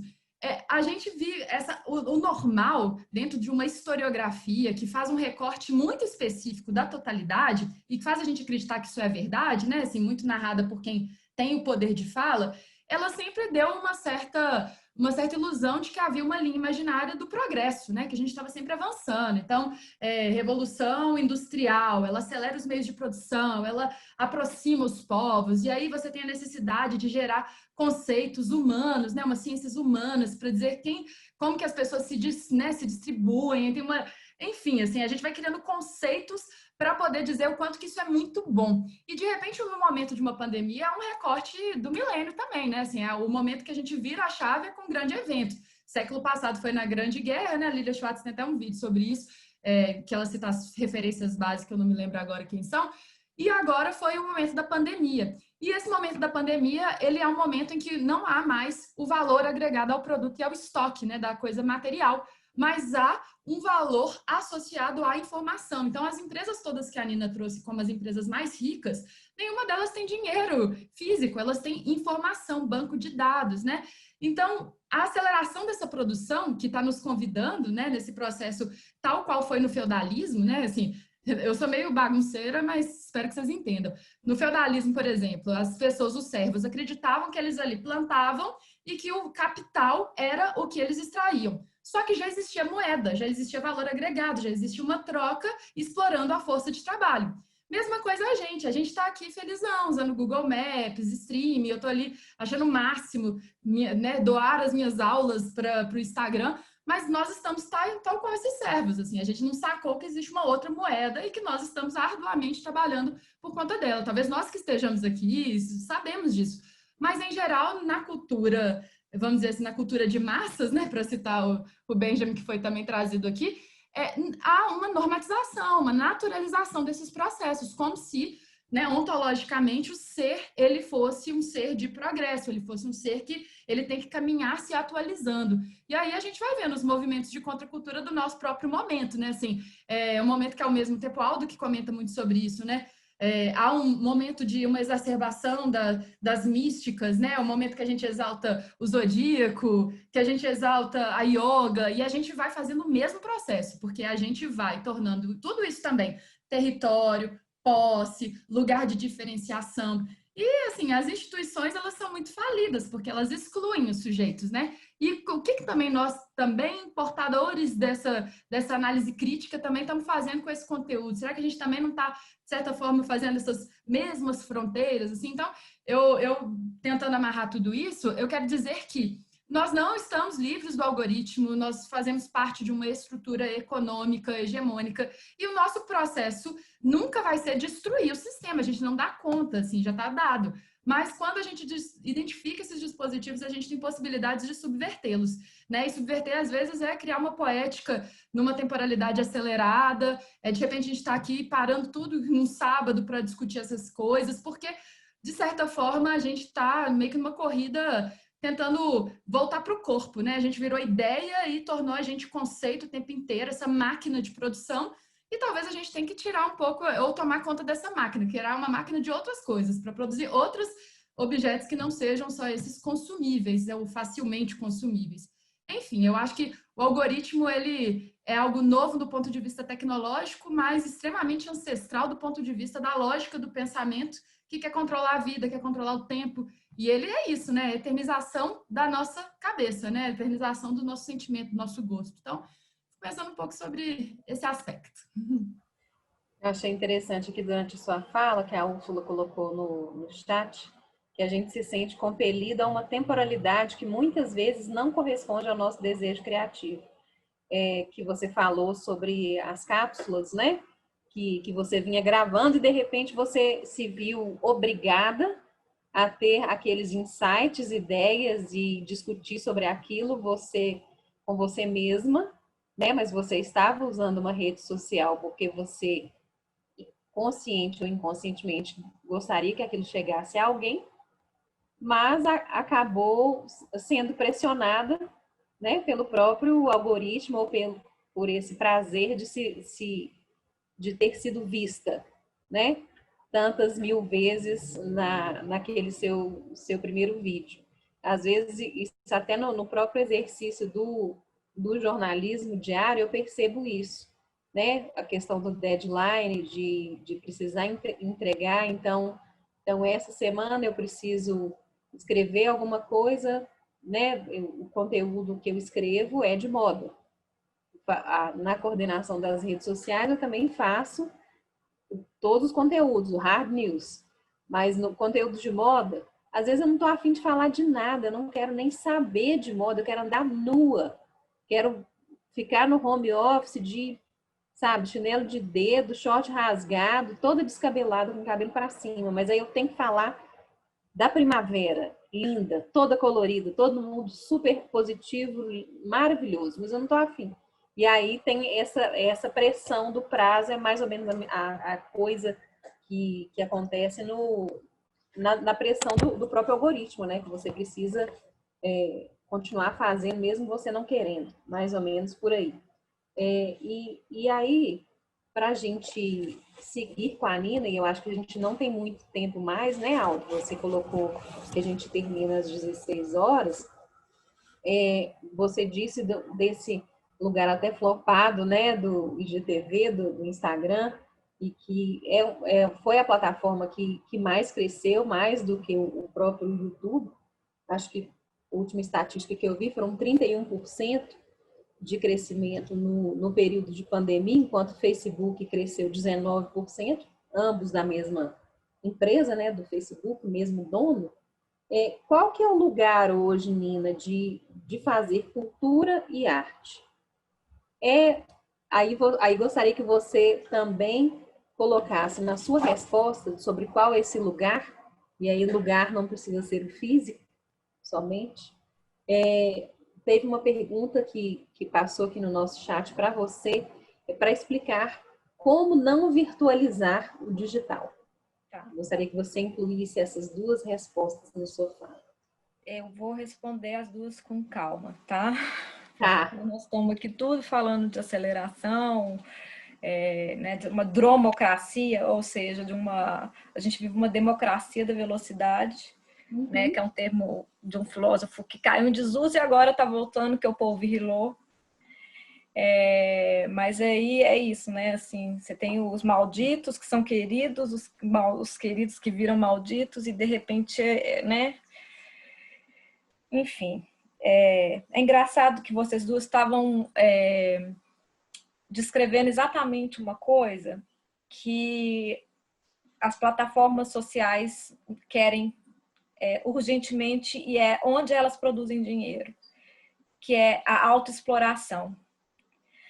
A grande questão do capitalismo hoje é que eu não preciso de ser empregada para me explorar. Existe todo um discurso. Aí agora eu vou usar de novo a palavra positividade.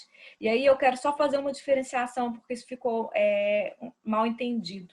Positividade é exatamente o que a Flávia falou, que tem a ver com colonialismo, que são séculos e séculos de pensamento ocidental, onde nós tentamos controlar subjetividades. Né? Positividade, excesso de positividade passa por aí. Tanto que a gente acabou, né, positivismo, assimilando a palavra positivo ou wellness, o bem-estar, a isso. Por quê? Não é nada mais mensurável do que o nosso bem-estar por meio da ciência e da saúde para nos deixarem produtivos, né? Existe vamos dizer assim, essa exigência de que sejamos cada vez mais produtivos. Isso já tem séculos, né? A palavra produtividade talvez seja nova, né? Mas assim, quando você pensa a história da filosofia, principalmente a história da estética, ela está pensando o tempo inteiro o que é o verdadeiro e como eu chego nesse verdadeiro. Kant falou sobre o corpo e diminuiu o corpo em certos momentos para chegar numa verdade ou no sublime, né?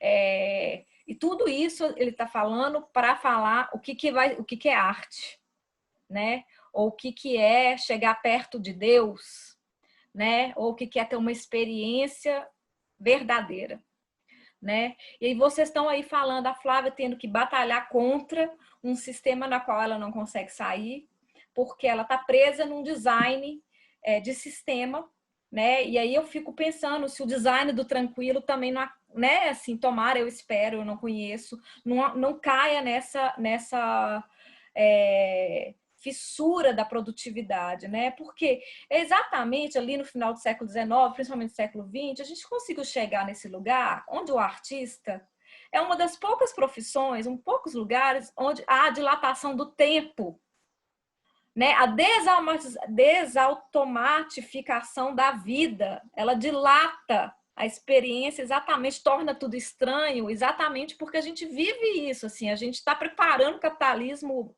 tem séculos, né? Isso é colonização, né? E a arte é, assim, agora, quando a gente fala em descolonizar, é olhar para artes de outros lugares e modos de pensar o estético de outros lugares, que não sejam esses modos, que sejam tão dialéticos num sentido dicotômico, assim. Razão versus sensibilidade, entretenimento versus arte, né? Assim, por exemplo, no Japão, por exemplo, meu festival que trabalha com o Japão, por que é tão fácil para o japonês, né, assim, se apregoar, né, se contaminar assim com a cultura exterior, assim? Porque para eles não existe essa separação entre iluminação e cotidiano, entre se sentir o belo, assim, dentro de um trabalho e sentir a vida aqui simplesmente no entretenimento. As duas coisas são uma só, né, que é o que eles chamam de satori, que tem a ver com a cultura deles, que é budista. Isso está presente também em várias culturas afro, com outros nomes, com outras maneiras de ser, né? Nas culturas, inclusive brasileiras, assim, onde existia a hora boa dentro da escravidão, que era essa hora que separava ali para fazer e nascer a roda de samba, né? Então, o que começa a acontecer? A gente começa a viver numa sociedade onde a gente, para se sentir bem, a gente não precisa de ser explorado, a gente se auto-aliena, eu não preciso ir lá no fetiche.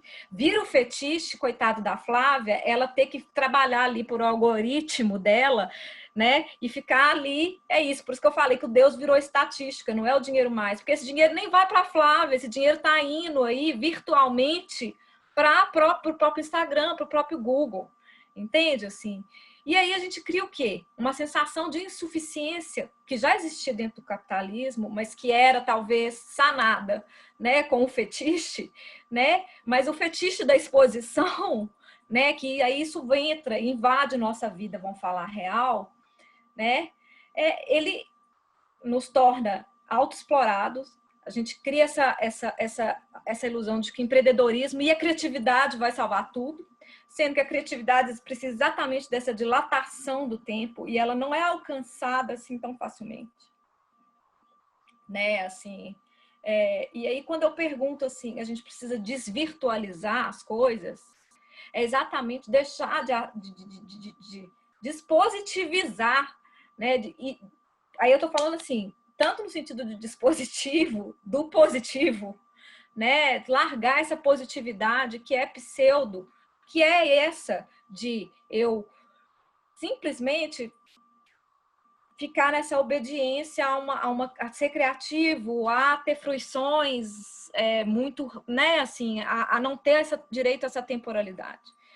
É muito difícil vencer isso nesse momento, né? Porque eu tenho que ser, como a Flávia falou, a própria editora, a própria... E quanto mais você tem competências desse jeito, teoricamente melhor você é, mas você não é. Você está cada vez tendo menos tempo e cada vez tendo menos tempo para ser. Simplesmente. Para ser, né? Eu tenho que ser a minha editora de imagem, eu tenho que correr atrás, né? Eu tenho que checar, né, a informação, eu tenho que ser o relógio do bem 10, daquele desenho, eu tenho que ser 10 em 1, né? Tanto que hoje em dia você não é uma profissão só, você é múltiplo. A Flávia está ali sendo professora, tendo que ser influencer, que eu tenho ódio dessa palavra, né? Eu estou influenciando quem? Sendo que é o algoritmo que está me influenciando, porque ele me rouba o tempo, ele me rouba as pessoas, né? Então, assim, quando eu estou dizendo de positividade, eu estou dizendo dessa tradição do pensamento racionalista, eu estou dizendo disso. Eu não estou falando de se sentir positivo. E, de alguma forma, isso foi usado cientificamente para o bem do capitalismo, para o wellness, e que, de alguma maneira, não nos permite também ter este momento, que é do ser, de estar ruim, de se sentir mal, de não estar bem. Que era o que a gente, né, assim... Então, assim, você força tanta barra para ser, né, para se auto, né, gerir, né, porque é isso, você agora trabalha de casa, você agora a conta de luz é sua, você não está mais na empresa, você não tem mais auxílios e benefícios, né, da empresa, carteira de trabalho está acabando, tudo isso está acabando, né? Você se esgota uma hora, e aí você tem exatamente essas doenças que são sintomáticas desse período, que um filósofo coreano está chamando de sociedade do cansaço. A gente está vivendo uma sociedade de cansaço por esse excesso, e é esse excesso de positividade que eu estou dizendo.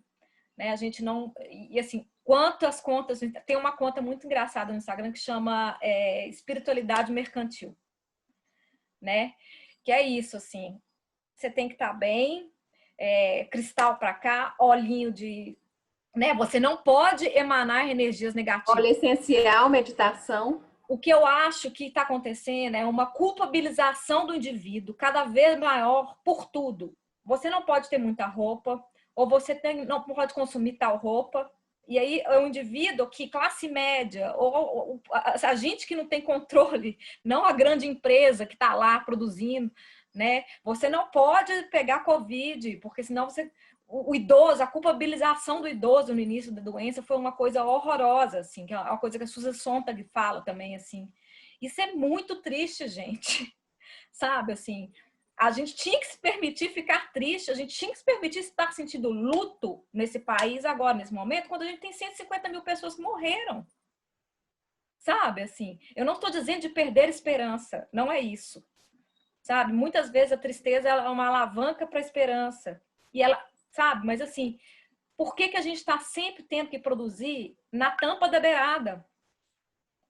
Né? E cada vez mais essa tampa da beirada, e como que isso resvala exatamente no lugar onde não teria que resvalar, que é a arte. A arte tá, sabe, assim, sempre que sendo sofrida, né, assim, ela já não é normal, ela não é para trabalhar com normal, não era para ninguém trabalhar com a ideia de normal, na verdade, né, assim, não tem a frase de perto ninguém é normal. Então, assim, eu acho que isso é disso que eu acho que a gente tem que falar quando a gente pensa em consumo consciente, porque senão eu me consumo nesses lugares, eu acabo me consumindo por todo o excesso, né? O excesso de informação, né? O excesso de trabalho que eu gero para empresas algorítmicas. Existe maneira do artista estar fora nesse momento? Ele precisa estar ali, pelo menos, num Spotifyzinho, ou então até no Bandcamp. Mesmo com o Bandcamp sendo gratuito e sendo uma plataforma, mas assim, é uma plataforma estrangeira. Então, a gente está falando do anticolonialismo, assim, é aquela coisa que o Flusser fala, a gente é muito mais funcionário da máquina hoje do que o usuário, né, assim, da máquina em si. A gente está dentro de uma caixa preta funcionando para ela. né? Eu sou contra respostas para cultura e para arte. A arte e cultura, elas não têm que ter resposta. Mas eu também acho que o problema que eu estou trazendo, quando eu uso a palavra positividade, quando eu acho que a gente vive as coisas muito virtualmente, assim, é esse, né? Assim, a gente está se cansando, a gente está se exaurindo, né, na existência. E não está vivendo, a gente está sobrevivendo, né? A gente está muito mais próximo de um animal, com todo respeito ao animal, do que simplesmente a gente está tendo uma vida com qualidade, né? Então, quando eu mostrei aquelas lives, a minha questão não é com os artistas, é com o que é o Deus hoje, que é a estatística e a quantidade, né? O excesso de números, né? O excesso de positividade, o excesso do algoritmo mesmo, fazendo você trabalhar para ele. Porque pode ter certeza, mesmo aqueles artistas grandes, eles estão ganhando cada vez menos dinheiro, porque as plataformas ganham com publicidade. E essa publicidade vem por meio de visualização, sabe? Então, eu estou dizendo disso. Até que ponto que a gente vai chegar com isso?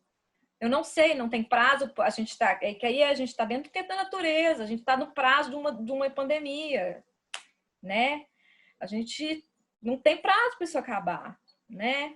Por isso que eu gostaria muito de falar se pós-normal, pós qualquer coisa, né? Assim, mas assim, que a gente parasse também e olhasse os olhos e pudesse sentir luto, pudesse sentir as coisas, né? Porque é muito triste isso, a gente se sentir autoexplorado, achar que eu tô legal, que eu tô sendo ótima, né? Trabalhando cada vez mais de graça, né? Assim, e se cansando cada vez mais, né? Então, eu acho que é isso que eu quis dizer, assim. Né? Assim, esse tempo dilatado, a gente perde ele e a gente tem um tempo virtual, nesse sentido, porque ele perde um pouco de realismo, ou de realidade. O que quer que isso seja, que já é difícil de responder. Né? Mas o tempo da máquina existe. Muito obrigada, Nina. Nós vamos ficar o resto do fim de semana pensando no que você falou. Tá? Tomando vinho, cerveja, nos embebedando. Muito que bem. Né? Buscando outras drogas, quem sabe? Porque para a gente refletir sobre isso, hein, Aldo, Flávia, Thales, que estão aqui, então, né, eu cabeçando esse debate. fazer umas considerações. A gente vai encerrar nessa mesa, então acho que a gente pode aqui, como nós estamos quase que num clube de exclusividade, né, no seminário, passar mais 10 minutinhos, porque eu queria fazer um comentário e pedir para cada palestrante comentar, inclusive a Flávia, e aí a gente já faz uma rodada de encerramento. A questão da produção da cultura hoje e o sentido desse evento foi muito no sentido de pensarmos como pequenas alternativas. E quando a gente fala em minorias, sejam elas raciais, ou sejam elas deficientes, ou sejam elas LGBTQIA+, o sistema de produção ele é um pouco mais perverso, porque você tem que produzir o dobro para ter o direito a. Então, se dar ao luxo de questionar e não fazer, pertence a uma classe média alta que, na maioria dos artistas brasileiros, ele não pertence a ela e nem chegou lá. Então, é muito difícil dizer que eu não posso ou não devo, né? Não posso, desculpa. Fazendo contraponto à fala da Nina. Como que eu não vou aderir ao algoritmo? Ao mesmo tempo em que, né, eu gosto muito de falar que a gente está, de fato, né, eu acho que a pandemia inaugurou a Matrix, porque se a gente pode perceber uma coisa real, né, se existe alguma teoria da conspiração, é que o vírus foi criado pela tecnologia, porque nós somos empurrados para a virtualidade, né, de forma violenta. Então, isso trouxe para a gente questões. Por outro lado, a gente encontrou alternativas impensadas. E aí eu acho que o Thales vai poder começar essa fala por conta do tranquilo. Eu vou só citar um exemplo, que foi no seminário de moda do Acelera 2, a gente trouxe uma antropóloga para falar. e ela começou a falar dela de forma muito bonita, embora que um pouco da positividade. E ela mostrou Máscara no Mundo, né, Ana Paula de Miranda, Flávia, só para lembrar que Flávia estava no seminário, e Máscara no Brasil. Então, ok, obrigaram a gente a usar máscara, e aí a máscara da brasileira era uma nordestina que combinou a máscara com a roupa e com a bolsa, né? E aí o brasileiro sempre dá um jeito, não é? A gente é meio macunaíma por natureza. E ao mesmo tempo que a gente tem a prisão, a gente também tem, né, a liberdade. Então eu queria que o Thales começasse fazendo uma reflexão e aí a gente roda por todos. Bom, então, o que rolou, eu acho o seguinte, assim, a gente acabou falando mais de um ponto de vista quase que filosófico mesmo, das sensações, das dificuldades, das possibilidades nesse sentido mais do sentimento, assim. E aí entra essa questão que você está falando, que é uma coisa um pouco mais material. Quem pode fazer algumas escolhas, quem não pode, né? Eu acho assim, no fim das contas, a gente tem limitações, nós todos temos limitações, alguns muito mais, de escolher ou não estar dentro desse grande modo de pensar e de ser hoje em dia, assim, né? Não sei se isso nem sei se é possível questionar no modo de estar fora disso. Eu acho que o caminho é a gente procurar estar o mais saudável possível, já que estamos dentro, né? Então, assim, a tecnologia, ela traz algumas coisas positivas, né? Eu acho que o como utilizar talvez seja um caminho. A Nina, né, que falou antes de mim, ela falou que tem uma coisa que é grave, que a gente tem que tomar um cuidado, né? Essa questão de, às vezes, responsabilizar demais o indivíduo pelas coisas, né? Que a gente, assim, cara, nós estamos dentro de coisas muito mais fortes, né? Nós somos funcionários de uma máquina, nós estamos operando algumas coisas, então não sei se cabe tanta escolha para a gente dentro disso, escolhas de modificação, e cabem mais escolhas de como eu consigo ou não lidar com aquilo, assim, né? Eu penso muito por aí, na verdade. E, bom, agora, é isso, assim, eu fico na dúvida mesmo, assim, do que vem por aí, em relação ao consumo consciente, como que essa pandemia nos alterou ou não, sabe, assim, o que se consolidou ou não, tipo assim, eu vejo as pessoas desesperadamente tentando voltar exatamente ao que era, então, assim, eu não sei o que vai ficar de positivo em relação a isso quando eu penso no grande coletivo. Do ponto de vista do tranquilo, das coisas que eu estou fazendo que são mais práticas, né, que são mais pragmáticas mesmo assim, eu tentei utilizar isso. Até eu fui essa figura aí da hiperprodutividade, né, eu me retirei, parei quando Nós fomos, viu? Desculpa? Nós fomos. Eu não escutei. Todos nós fomos.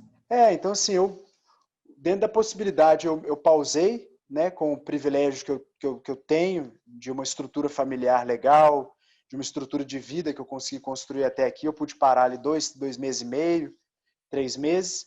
Depois voltei, comecei a fazer as lives com o Tranquilo. E assim, o que eu tento é operar de modo saudável, deixar essas reflexões críticas. Eu gosto da ideia dos japoneses, né, que a Nina colocou de pensar entretenimento e arte né, se misturando, e não separar as coisas como dicotomias e tal, mas é complexo, assim, a gente vai tentando fazer escolhas que têm um impacto em pequenas comunidades, em poucos músicos que estão ao redor de mim aqui, mas é isso, assim, o que eu assim, acho que a minha contribuição era mais do ponto de vista prático, assim. Confesso que sentei aqui até bem mais para aprender com as meninas aí, com as mulheres especiais aí, sabe? Tipo, do que pude falar e trazer o que eu tinha imaginado que eu falaria. O Tranquilo, antes de tudo, ele é um empreendimento, né? Ele é uma prática de como dar acesso a músicos que não têm tanto acesso às possibilidades. O Tranquilo, ele é o primeiro degrau de uma escada corporativa, inclusive, que nem existe em relação à música. Então, assim, acaba que esse olhar mais filosófico, eu confesso que eu sentei aqui mais para aprender. Nina. Oi, eu estou aqui vendo as mensagens, porque foram tantas mensagens de todo mundo, eu queria responder todo mundo, a Ucha, alguém falou que queria estar aqui, mas enfim, pode... Aldo, repete a pergunta para mim. Então, na verdade, nós estamos colocando pontos de fuga mesmo, enquanto brasileiros macunaímicos, de bagunçar um pouco a história. Do algoritmo, no caso, né, do que a gente vinha comentando. Para eu responder, pontos de fuga desse algoritmo, seria isso? Não, para você fazer as considerações dentro também, principalmente da cultura do tá tudo bem. Tá. Bom, a primeira consideração que eu faço quando eu dava aula, né, assim, porque eu fui vítima da sociedade de cansaço, de verdade. É engraçado, né, assim, a gente vive um excesso de intimidade, então eu vou trazer aqui uma coisa da minha intimidade, assim, eu passei anos achando que eu estava com depressão, o excesso de trabalho me fez parar a produção de testosterona. Eu estava extremamente doente, a ponto, assim, minha suprarrenal, tudo, e eu achando que eu estava com depressão. E não era. Eu estava com uma falência de corpo mesmo. Eu falava na aula, assim, e eu sentia essa sensação de nunca ser suficiente. E para mulher isso é mais pesado. Para mulher, assim, eu não vou, né? Lugar de fala, assim, mulher negra, gay, enfim. Eu sempre falei com meus alunos que a gente está num momento, que foi o que a Flávia falou também, assim. Informação é ouro, sempre foi, mas nunca foi tanto ouro quanto é hoje. E informação é linguagem. E a gente, nós todos aqui, o nosso grande problema é que a gente não parou para pensar e questionar isso ainda em termos de um movimento político, é que todos nós somos analfabetos digitais a partir do momento que nós não sabemos programar, porque isso tinha que ser ensinado igual é ensinado ABC e ABC, né, o abecedário, a língua portuguesa ou a língua inglesa e adição, subtração para criança desde o maternal. Agora você vê alguma outra colégio elite começando a ensinar programação e para isso, assim. Por quê? Saber programar é uma questão de ordem da linguagem. E você não pode submeter a linguagem ao direito autoral, que é o que acontece com essas grandes empresas. Assim, a pessoa pega um algoritmo matemático, registra ele como propriedade intelectual. Isso sim, é a mesma coisa eu pegar a frase, né? O português, uma frase, uma estrutura, né, sintática portuguesa e registrar ela sobre o meu nome e ninguém poder usar. E assim. Então, é só para falar que as empresas telefônicas fizeram isso, né? Claro, oi. Eu começaria por aí. Isso é uma questão num buraco tão embaixo, assim, que se todos soubessem, né? Assim, a gente poderia, inclusive, mudar esse teclado. A gente usa um modelo de teclado, que é o teclado QWERTY, que é da época do telégrafo, e que ele está acordado com o alfabeto da língua inglesa, que usa exatamente essas 6 primeiras letras. Q, W, E, R, T, Y, que é diferente do português. Quer dizer, então, de novo, eu volto numa questão colonial. Colonialismo não é só, sabe, é uma coisa, assim, muito, que passa por dispositivos muito sutis de poder, né, assim, muita sutileza de poder, assim, do poder sendo infligido. Então, assim, a gente não está nem mais numa sociedade de vigilância só, porque a gente já trabalha já para vigilância, isso, assim, a Flávia sendo, né? Por que você não faz isso? Por que você não faz aquilo? A gente está numa sociedade de desempenho, né? Então, quantos mais números eu tenho, é isso, assim, é o Deus da estatística. Ele vai voltar um dinheiro virtual para um lugar que eu não sei, né? E aí, nós aqui, se tivéssemos mais poder enquanto a aprender uma língua, que isso já aconteceu no mundo. Né? Na época medieval, a língua, a linguagem, os idiomas ficavam sob o poder do clero, as pessoas eram analfabetas, e a gente está ainda num país que isso ainda existe, de certa maneira. A gente tem uma falta de letramento político, uma falta de letramento da história, que é a coisa que está mais em crise, né? As narratividades. É muito difícil ter narratividade com esse tempo hiperinchado, com esse excesso de informação, né? E, enfim, agora, eu acho que é muito importante a gente se desconectar.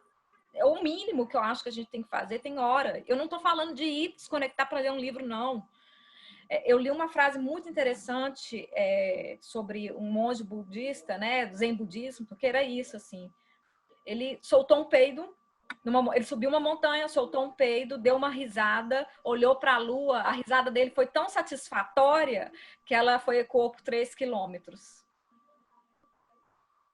Gente, não, sabe? São coisas assim, não tem, sabe, assim, né? A gente tem uma hiperhigiene, agora a gente vive um momento mais, né, assim, é muito difícil, eu acho, muito difícil, assim. E eu acho que sentir tristeza é normal, sabe, assim, você passar um período triste é normal, né? O que não dá é para você ter uma falência corporal por excesso de autoexploração. Né, assim. É isso que eu tenho para falar. Flávia, você pode ir costurando aí agora, e aí a Flávia aí vai fazer o fechamento aí com todos os convidados. Sim, acho que eu vou ser bem breve, por incrível que pareça, já que falaram que a fala, né, tá um pouquinho filosófica, vou me fazer valer do Bigodô do Nietzsche, né, sempre muito preciso em determinados momentos, que falava que a gente tinha que fazer do precipício um trampolim, né? Então, eu acho que se há uma forma minimamente afirmativa da gente enxergar esses processos, é a gente pensar na tomada, de certa forma, de parte desses eixos de formação, desses dispositivos de poder. E aí, acho que, e gostaria de trazer um exemplo que o Aldo conhece bem, que nós fomos mentores do Quilombotec, né, que era um grupo de mulheres pretas, que elas fazem a programação, né? Elas trabalham com programação, tendo diagnosticado justamente o fato dos programadores serem, em sua maioria, homens brancos, né? De classe média alta, e elas fazem uma série de formações, bootcamps, para ensinar outras meninas pretas a programarem. Então, acho que essa fala da Nina, né, da gente se alfabetizar, acho que, de certa forma, na medida em que a gente não é apocalíptico ou integrado, mas que a gente entende que a gente já está inserido, queiramos ou não, né? Tenhamos nosso registro já nas redes, já estamos aqui, né, totalmente maquinizados, que a gente possa tentar, de certa forma, subverter essa estrutura, né? Que a gente não pague com o nosso corpo, né? Mas que a gente, pelo menos, possa, de certa forma, sermos mais responsáveis na forma como a gente conduz a vida política, né? Entendendo política como uma organização social que prevê diminuição de certas disparidades econômicas, raciais, de classe, enfim. Eu acho que se a gente for por esse caminho tentando, de certa forma, quebrar essa estrutura por dentro, eu acho que a gente vai, pelo menos, dar uns pulinhos nesse precipício. Não que a gente não vá cair, a gente vai cair sim, sempre, eu imagino, mas pelo menos a gente faça como nossos amigos indígenas, os Yanomamis, né? Que a gente tome algumas pílulas de ritualização para a gente poder sentir um corpo que não está dentro aqui, né? Mas está integrado com o todo, porque no final da história, se tem alguma coisa que conecta todos nós, sem precisar dessas teias de conexão externas a nós, é que nós somos todos átomos, matéria, humanos, seres de vibração, e não por acaso, desde que o Ocidente começou a racionalizar a nossa cultura, ele tentou fazer a gente descolar disso. Então, talvez a potência esteja nesse lugar criativo, né, de sentir alguma coisa, ainda que seja dor, ainda que seja felicidade, mas que a gente, pelo menos, sinta um pouco dessa vida. Acho que é um pouco isso para fechar. Obrigadíssima pelas palavras, meus colegas de mesa, que eu aprendi muito também. E Aldo pediu para a gente falar sobre como brasileiros, né, como a gente sempre dá um jeito. E aí ele fala, ao mesmo tempo em que temos a prisão, temos a liberdade.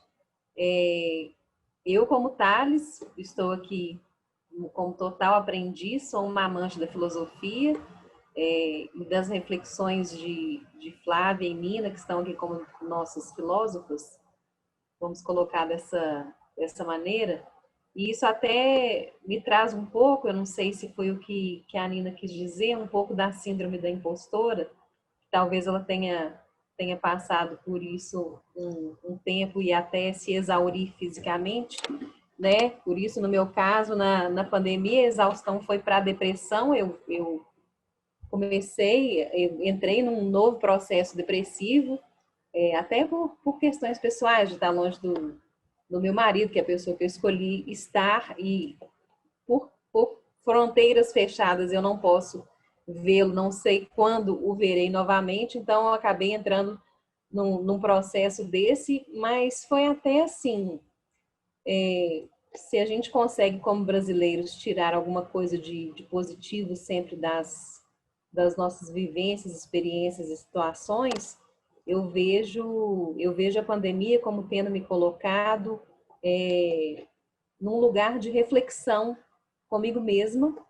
Minha mãe fala que é a crise dos 40, pode ser mesmo, mas eu não sei se de reflexão comigo mesma e em relação ao que a gente está conversando, que é o consumo consciente. Essa reflexão veio muito forte. Eu sou uma pessoa que recicla há muitos anos, né? Já tive assim que desbravar caminhos para poder achar onde que eu ia reciclar minhas coisas e nessa pandemia dificultou muito a questão da reciclagem, né? Até por proibição, fechamento. Então eu acabei expandindo um pouco esse olhar da reciclagem, que é algo que sempre me preocupou bastante, para tudo, para roupas, para acessórios para casa. Então eu estou numa coisa assim de pegar presentes de casamento, que tem 4 anos que eu casei, eu nunca abri a caixa, estou colocando tudo à venda, eu não quero nada que eu não mexa, eu não quero energia parada. Eu acho que brasileiro tem muito isso, né, Aldo? Você falou questão de Macunaíma, e você gosta muito da... Acho que você é um praticante de religiões africanas, né? Eu acredito, eu acho que sim. E eu acho que é muito isso. A gente precisa pensar nessa reciclagem da energia e o que a Nina falou, da gente parar para sentir a tristeza, crescer com ela, ter contato com a natureza. Eu acho que é a Nina que está contando de passarinho atrás, né? Cantando. E é algo que eu pensei muito nesse período até aqui. Eu sempre fui uma pessoa muito caseira, de 4 paredes, e sempre sofri bullying muitas vezes por isso. Ah, você é menina de Belo Horizonte, você não veio do interior, que você não sabe subir em árvore, você não sabe andar de bicicleta, aquelas coisas todas, né? E eu acho que quem nasceu em capital acaba escutando, né? Menino criado em apartamento, que não sabe fazer as coisas, nananã. Então eu penso que às vezes é bom, sim, eu talvez retomar o contato com a natureza. Em poucos momentos eu consegui sair, ir a alguma praça e passar um tempo, apesar do medo, porque minha mãe é idosa, meu pai também não vive com a gente, eles são separados há 30 anos, mas eu tenho tido um convívio, então tenho esse medo, essa coisa que a gente acaba vivendo, mas eu espero ter, como brasileira, que sempre dá um jeito em tudo, dar um jeito na minha tristeza, vencendo essa tristeza de uma maneira com que eu cresça e tendo um contato com a natureza muito mais do que eu tinha antes e muito mais em comunhão com a natureza do que eu tinha antes. Agradeço muito por ter participado desse evento. Muito obrigada, Aldo, pelo convite de estar com pessoas tão incríveis, né, como essas 3 pessoas que a gente esteve aqui hoje, com todas as pessoas que estão nos assistindo. E obrigada mesmo. Espero que todos nós saiamos maiores do que entramos nessa pandemia e maiores aí cada um sabe na sua cabeça maior sobre o que, né? Porque aí não cabe a ninguém. E nessa pandemia eu tive uma experiência, vou entrar num grupo de meditação. Todo mundo fala que eu sou muito brava, que eu falo muito alto, vou começar a meditar. Nossa, mas aquilo acho que foi a pior coisa que eu fiz na minha vida, porque foi totalmente contra a minha natureza. Eu gosto de sair pulando e fazendo atividade física, essas loucas assim de dança e tal, do que ficar quieto. Então, cada um sabe como vai sair maior disso e espero que todos saiamos crescidos, né? Cada um nas nossas individualidades. Gente, por favor, sinalizem se o áudio está chegando. Minha internet ficou um pouco instável. Eu queria terminar citando um filme que me emocionou muitíssimo e uma fala muito curta de um diálogo que eu tive na semana passada. O filme foi Me Guardando para Quando o Carnaval Chegar. Ele está disponível na Netflix, cinema brasileiro. E é o mito do empreendedor que trabalha o ano inteiro para gastar o dinheiro no Carnaval do Recife, fazendo jeans de forma muito precária e poluindo o meio ambiente, se desgastando. E na figura do documentário se destaca um pastor de ovelhas que não quer fazer nada disso. E ele é o doido da cidade. E aí me lembrou muito, na fala da Nina, a figura do matuto mineiro, que é o preguiçoso, não é? Ou seja, aquele que se dispõe a se matar de trabalhar, ele não tem valor. E cultura também é pensar sobre valor. Obviamente que a gente não consegue ter todas as respostas, mas eu queria terminar com um pequeno diálogo que eu tive. Eu postei, se vocês quiserem ver o texto, né? Eu faço sempre uma brincadeira, como o Instagram é o lugar da individualidade, então eu sempre posto uma selfie, mas eu coloco um texto para as pessoas pensarem, né? Na maioria das vezes as pessoas só dão like na selfie. Então, nesse texto, eu reproduzi um diálogo que eu tive com a Silma, porque eu vinha muito descrédito, de muito descrédito de qualquer coisa com relação ao momento, ao governo, ao futuro. E a Silma fez uma observação muito interessante. Se a gente não acreditar, como vai fazer? Né? E eu queria terminar esse seminário assim, dizendo que todos nós precisamos acreditar. Muito obrigado pela disponibilidade de vocês, pelo compartilhamento de vocês. Todos nós somos agentes de multiplicação e transformação, e esse encontro é para tudo isso. É para a gente, de fato, compartilhar e para a gente aprender mais e sermos células multiplicadoras de cultura e de vida, e não de sobrevida. Queria agradecer imensamente a todos os palestrantes, a Pulsar, que esteve comigo, ao Eider, que não aparece aqui, mas está super nos bastidores, ao Alfredo. Queria agradecer as meninas, a Pamela, a Rosa, que deram super suporte hoje, ao Ebert. Dizer que esse seminário, o Ministério do Turismo, Escola Pulsar Brasil apresenta o primeiro seminário de moda e cultura transformar.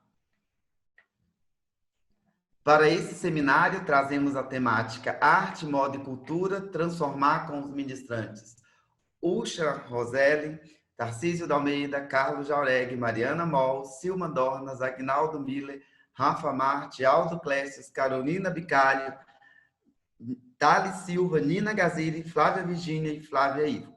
Esse seminário é direcionado a você, diretor, supervisor e coordenador de escolas públicas do ensino fundamental e médio, bem como atuante em projetos sociais, todos os estudantes e profissionais e público em geral. Esse seminário é viabilizado pela Lei de Incentivo à Cultura.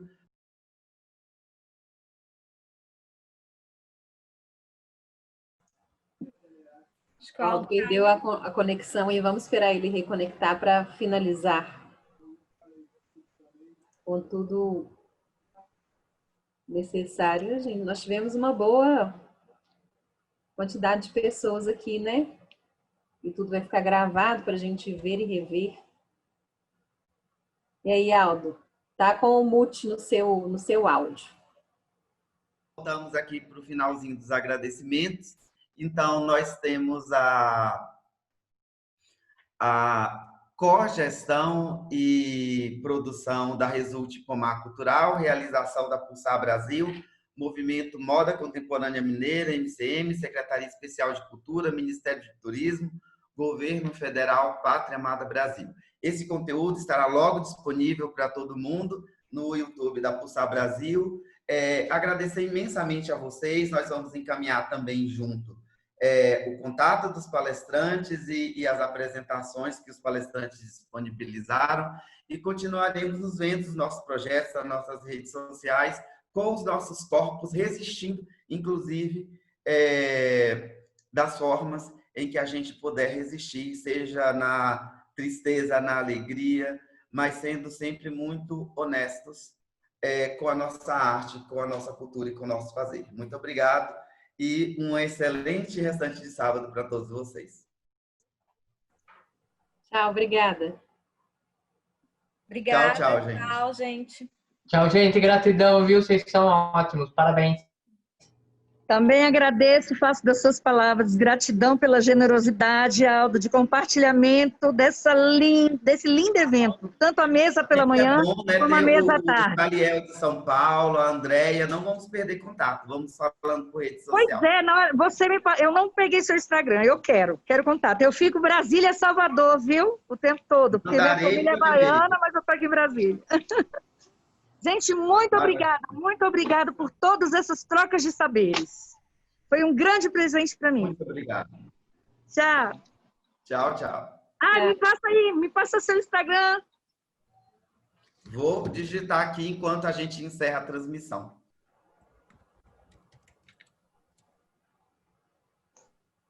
Ok, um grande abraço a todos vocês.